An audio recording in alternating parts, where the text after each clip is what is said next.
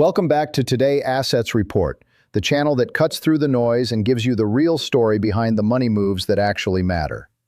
I'm glad you're here today because what I'm about to break down for you is the kind of information that most people are going to completely sleep on. And I promise you, by the time we're done here, you're going to be looking at XRP in a completely different way. Not because of hype, not because of price predictions, but because of what the biggest financial institutions on the planet are quietly doing right now, in real time, while everyone else is distracted by the daily price swings. So grab your coffee, settle in, and let's get into it because today's story is one that connects Goldman Sachs, JPMorgan, and the entire future of global financial infrastructure. And XRP is sitting right at the center of all of it. Let's start with the headline that should have broken the internet but somehow barely made a ripple in mainstream financial media. Goldman Sachs, one of the most powerful financial institutions in the history of the world, has integrated their Mosaic platform directly into Ripple's treasury infrastructure. Now, I need you to understand what that actually means because this is not a pilot program. This is not some experimental sandbox test where they're seeing if the technology might work.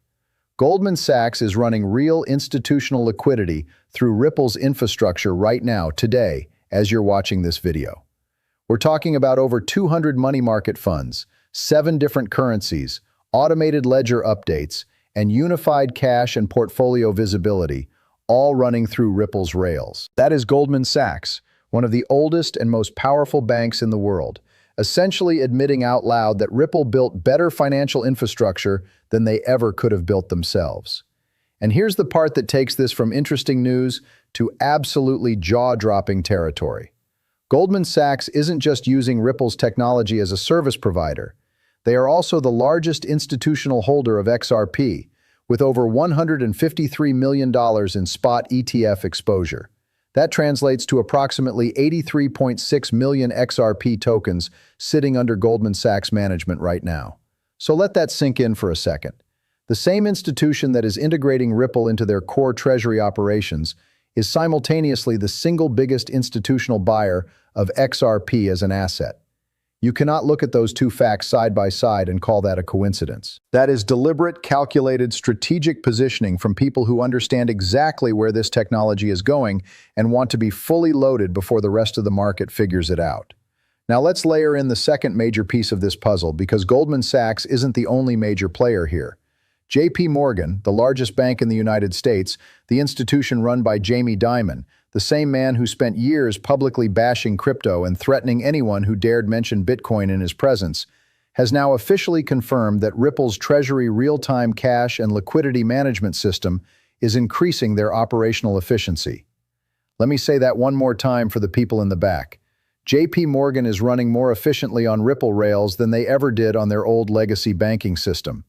That is not a minor update.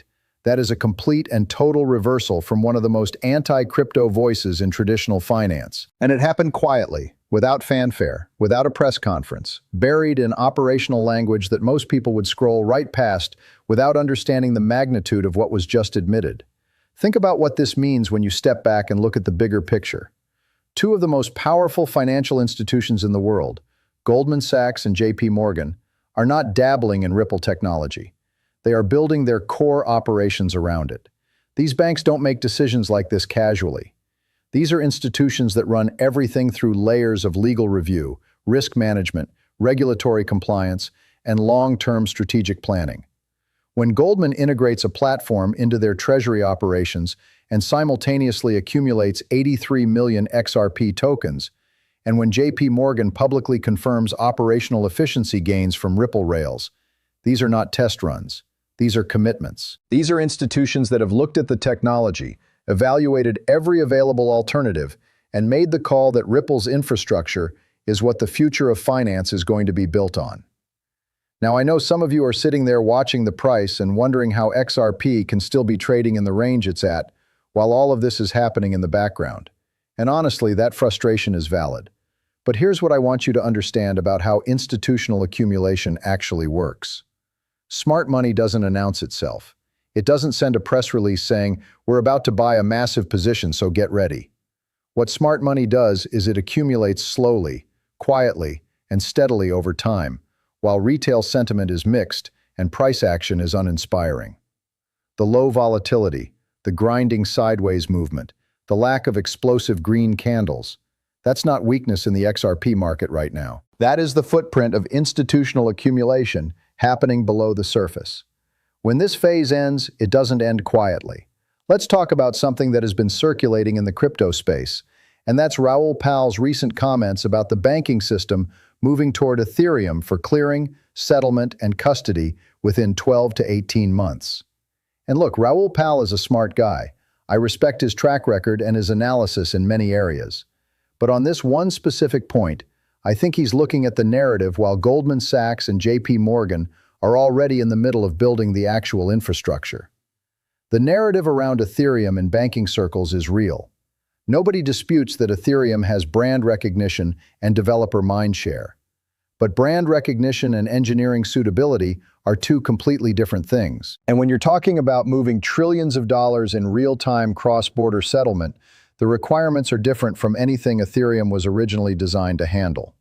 Here's the fundamental engineering reality that gets lost in all the Ethereum versus XRP debate. Ethereum was not designed for bank-to-bank settlement. It was designed as a programmable smart contract platform, and it does that brilliantly. But when it comes to the specific requirements of institutional treasury operations, real-time gross settlement, cross-border liquidity management at scale, and transaction throughput that can handle the volume of global banking, XRP was purpose-built for exactly those use cases. The speed is different, the cost structure is different, the scalability profile is different, and most importantly, the track record for uptime and reliability under pressure is different. Goldman Sachs didn't choose Ripple's infrastructure because it was the trendy choice. They chose it because it was the right tool for the specific job they needed done. And this connects directly to one of the biggest macro trends that is quietly reshaping the global financial system right now, which is the ISO 2022 messaging standard transition.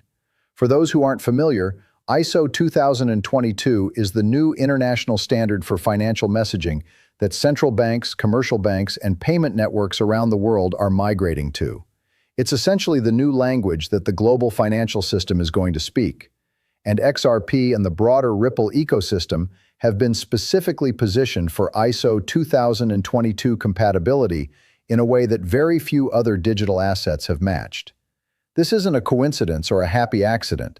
This is the result of years of deliberate engineering and partnership development that Ripple has been building while the market was focused on other things. The Federal Reserve's ongoing work on wholesale central bank digital currency systems is another layer of this story that deserves serious attention. The Fed has been quietly exploring digital currency infrastructure that would require exactly the kind of performance capabilities that XRP delivers at scale. We're not talking about retail CBDC for everyday consumers. We're talking about wholesale CBDC, which is the digital infrastructure that central banks use to settle transactions between financial institutions. The performance requirements for that kind of system are brutal. You need speed measured in seconds, not minutes. You need costs that are fractions of a cent, not dollars. You need reliability that approaches 100% uptime without exceptions. XRP has been benchmarked and tested against those requirements in ways that very few other technologies in the digital asset space can honestly claim to match. Now I want to address something directly for the long-term XRP holders who have been in this since the early days, who have held through multiple market cycles, through the SEC lawsuit, through the years of uncertainty and frustration while other assets ran and XRP seemed to lag behind. First of all, you should feel genuinely validated by what is happening right now.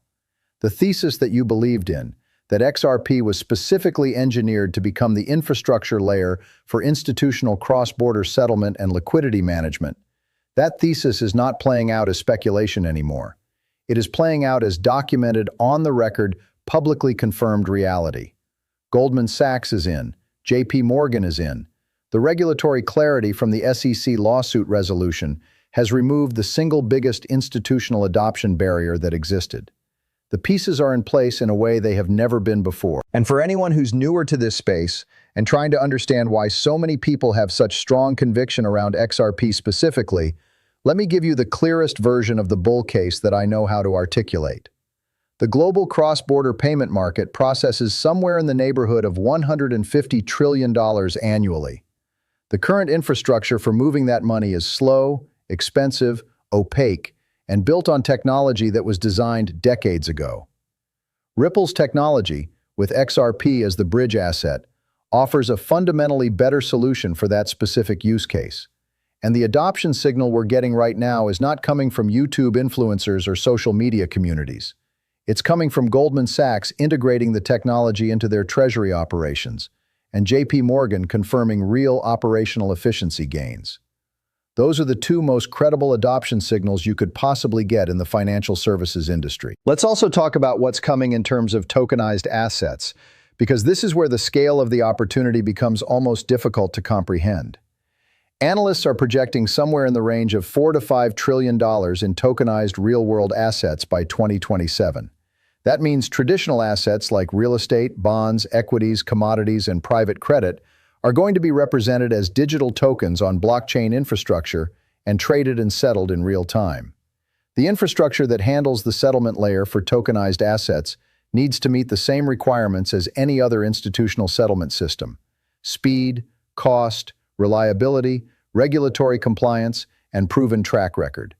XRP's architecture was built to be exactly that settlement layer. When you look at the tokenization trend and overlay it on everything we've been talking about with Goldman Sachs and JPMorgan, you start to understand why institutional positioning is happening now rather than after prices have already moved. Here's what I want to leave you with today, because I don't want to be another voice throwing price targets and timeline promises at you. That's not what this channel is about, and it's not what serious investors need. What I want you to take from everything we've covered today is this: the biggest banks in the world are not making noise about XRP. They are making moves. And in finance, the moves are always louder than the noise if you know how to read them. Goldman Sachs didn't put over $150 million into XRP ETF exposure and simultaneously build their treasury operations on Ripple infrastructure because they thought it might be interesting. JPMorgan didn't publicly confirm operational efficiency gains from Ripple rails because they felt like being generous with a compliment. These are calculated, strategic, long-term positioning decisions from institutions that think in decades, not in daily price movements. That's the signal. Everything else right now is noise. Thank you so much for spending this time with us here at Today Assets Report. If this breakdown changed how you're thinking about the next phase of XRP's story, please hit that like button, because it genuinely helps this channel reach more people who need to hear this information. Subscribe if you haven't already, because we're going to keep bringing you the institutional level analysis that cuts through the hype and shows you where the real money is actually moving. Drop a comment below and let me know your thoughts on the Goldman Sachs and JPMorgan developments.